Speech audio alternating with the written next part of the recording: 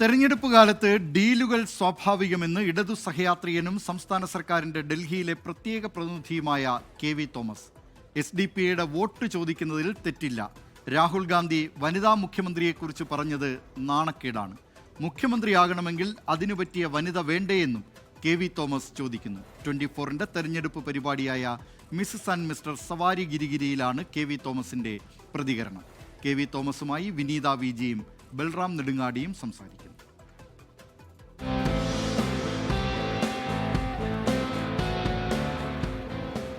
അപ്പോൾ Mrs and mister സവാരി ഗിരിഗിരിയുടെ യാത്ര അത് കൊച്ചിയിലൂടെ കടന്നു പോവുകയാണ്.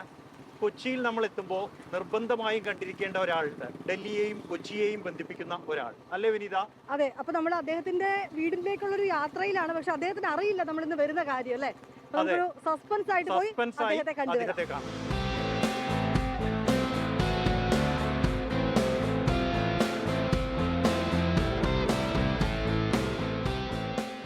ഒരു സർപ്രൈസ് വിസിറ്റ് നടത്തി.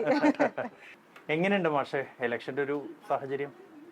നമുക്ക് ഇപ്പം ഞാൻ പറയുമ്പോൾ സ്വാഭാവികമായിട്ടും LDFിൻ്റെ അപ്പർ ഹാൻഡുണ്ട് എന്നാണ് നമുക്ക് പറയാൻ പറ്റും. പിന്നെ ജനങ്ങളുടെ മനസ്സല്ലേ. അതെ, പക്ഷെ ഇപ്പൊ ചർച്ച മുഴുവനും ഡീൽ എന്നൊരു ഒറ്റ വാക്കിലാണ്. അതിനപ്പുറത്തേക്കുള്ള ഒരു പ്രചരണ പരിപാടികളോ അല്ലെങ്കിൽ അങ്ങനെയൊക്കെയുള്ള ഒരു ചർച്ചയൊക്കെ തന്നെ വളരെ വിരളമായിട്ടാണ് കാണുന്നത്. എന്ത് ഡീല്? ഇപ്പൊ പരസ്പരം പറയാവുന്ന ഡീലല്ലേ ഉള്ളൂ. അപ്പോൾ BJPയും പിന്നെ കോൺഗ്രസും തമ്മിൽ ഡീലുണ്ട്, കോൺഗ്രസും BJPയും തമ്മിൽ ഡീൽ, ഇങ്ങനെ അത് പറയാം എന്ന് മാത്രമേ ഉള്ളൂ. സ്വാഭാവികമായിട്ടും തെരഞ്ഞെടുപ്പ് കാലത്ത് ചില ധാരണകളൊക്കെ ഉണ്ടാവും. ഇപ്പൊ പുതിയൊരു സംഭവമല്ല. ആ ധാരണകള് ഇടതുമുന്നണിക്ക് ഒരു പ്രതികൂലമാകുമോ? ഇല്ല, ഇടതുമുന്നണിക്കൊരു ഒരു സ്റ്റാൻഡ് ഉണ്ടല്ലോ.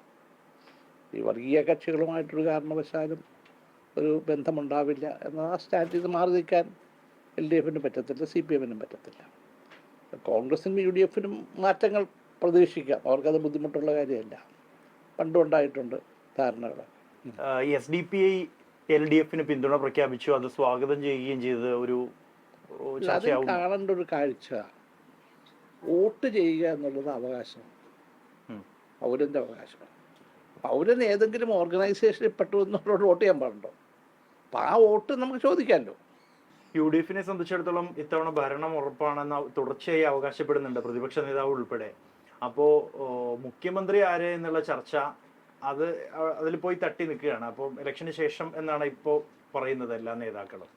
അതിൻ്റെ അകത്തൊരു പ്രത്യേകത ഉള്ളത് യോജിപ്പില്ല. ഒരു മുഖ്യമന്ത്രി ഭൂരിപക്ഷം കിട്ടിയിട്ടാണല്ലോ മുഖ്യമന്ത്രിയാകാൻ. അതുപോലും ആകാൻ പറ്റാത്ത സന്ദർഭത്തിൽ തന്നെ ഇവർ തമ്മിൽ തല്ലുപിടിക്കാം. ഇവരിപ്പോഴേ തല്ലുപിടുത്തം തുടങ്ങിയാൽ എന്തായിരിക്കും സ്ഥിതി? ഈ രാഹുൽ ഗാന്ധി വന്നപ്പോൾ ഒരു വനിതാ മുഖ്യമന്ത്രിയുടെ സാധ്യതയൊക്കെ പറയുന്നുണ്ട്. അങ്ങനെ നാണക്കേടില്ല അത് പറഞ്ഞു. സീറ്റ് കൊടുക്കാത്തൊരു പാർട്ടിയിൽ, വനിതകൾക്ക് സീറ്റ് കൊടുക്കാത്തൊരു പാർട്ടിയിൽ മുഖ്യമന്ത്രി വേണമെന്ന് പറഞ്ഞാൽ ആരോടാ? രാഹുൽ ഗാന്ധി പറയുമ്പോൾ ആരാണ് മുഖ്യമന്ത്രി? വ്യക്തതയുണ്ടോ? വനിതകൾക്ക് കൊടുത്തോ സീറ്റ്? നാളെ മുഖ്യമന്ത്രി ആകണമെങ്കിൽ അതിനെപ്പറ്റി വനിതകൾ വേണ്ടേ? ഏത് വനിതയെ ഒരു പ്രൊജക്റ്റ് ചെയ്തിട്ടുള്ളത്? ഇപ്പോൾ നടക്കുന്ന ഒരു ചർച്ചയിലും വനിതകളെ പ്രൊജക്റ്റ് ചെയ്യുന്നില്ല, അവരെ പ്രോത്സാഹിപ്പിക്കുന്നുമില്ല. പക്ഷെ ഈ തെരഞ്ഞെടുപ്പ് പ്രചരണത്തിന്റെ ഘട്ടങ്ങളിലൊക്കെ ഈ നമ്മുടെ ഈ രാഷ്ട്രീയപരമായിട്ടുള്ള ആരോപണങ്ങളും പ്രത്യാരോപണങ്ങൾക്കും ഒക്കെ അപ്പുറം ഒരു വ്യക്തിഹത്യയിലേക്കൊക്കെ കാര്യങ്ങൾ പോകുന്നുണ്ടോ? കഴിഞ്ഞ ദിവസം രമേശ് ചെന്നിത്തല ഒരു പരാമർശമൊക്കെ നടത്തിയിരുന്നു അങ്ങേ പറ്റി തിരുത. അത് വ്യക്തിഹത്യ എന്നതല്ല, ആളുകളൊന്ന് സന്തോഷിപ്പിക്കാൻ വേണ്ടി ചെന്നിത്തല പറഞ്ഞു. ഞാൻ ചെന്നിത്തല അടുത്ത സുഹൃത്തുക്കളല്ലേ. BJPയെ സംബന്ധിച്ചിടത്തോളം ഈ തെരഞ്ഞെടുപ്പിൽ എന്തെങ്കിലും നേട്ടം കേരളത്തിൽ ഉണ്ടാക്കുമെന്ന് കരുതുന്നുണ്ടോ? എനിക്ക് ഞെട്ടലോട് കൂടിയാണ് ഞാനിപ്പോൾ BJP കാണുന്നത്. FCR ആക്ട് ഈ സമയത്ത് അത് കൊണ്ടുവന്നെന്തിനാ? ഇപ്പോൾ കൊണ്ടുവരാൻ കാരണം അവർക്ക് സമ്മർദ്ദമുണ്ട്. ഭരിക്കുന്നത് BJP അല്ല, ഭരിക്കുന്ന RSS ആണ്. അതോ ഇതൊക്കെ ഞങ്ങളിത് നേരിടാൻ തയ്യാറാണ്, ഞങ്ങളിത് ചെയ്യുള്ളൂ, നിങ്ങൾ ഈ രാജ്യത്ത് ജീവിക്കണമെങ്കിൽ ഇഷ്ടമുണ്ടെങ്കിൽ ജീവിച്ചാൽ മതി എന്ന് പറയുന്ന ഒരു നെഗറ്റിവിസം. എന്തുകൊണ്ട് ചർച്ചകൾ നടന്നില്ല? എന്നിട്ട് നുണ പറയുകയാണ് ഞങ്ങൾ ചർച്ച ചെയ്ത്. ആരോടാണ്? ഇവർ കുറേ ബിഷപ്പന്മാരെ എല്ലാ ക്രിസ്മസിനും കേക്ക് കൊണ്ട് കൊടുക്കണമല്ലേ? ആ കേക്ക് കൊടുക്കുന്ന ആളുകൾക്ക് ഇതുകൂടി ഒരു കേക്ക് വേണ്ടിയെന്ന് ചോദിക്കൂടെ?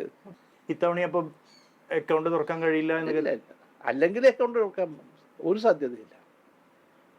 അതിന് ജനങ്ങൾ മറുപടി കൊടുക്കും, ഒരു സംശയമില്ല. കൊച്ചിയിൽ അടുത്ത സ്ഥലത്തേക്കുള്ള യാത്രയിലാണ് മിസസ് ആൻഡ് മിസ്റ്റർ സവാരി ഗിരിഗിരി. അതിനിടയ്ക്ക് ഒരു കാര്യം കൂടി, ഇപ്പോ മാഷ് പറഞ്ഞ ആ തിരുതമീനുണ്ട് കേട്ടോ, കൊച്ചിക്കാരുടെ ഫേവറേറ്റ് സാധനമാണ്. നമുക്ക് പോകുന്ന വഴിക്ക് അതും കൂടി ഒന്ന് കഴിച്ചു നോക്കണം. അതെ അതെ അതെ, എന്തായാലും അതും നോക്കണം.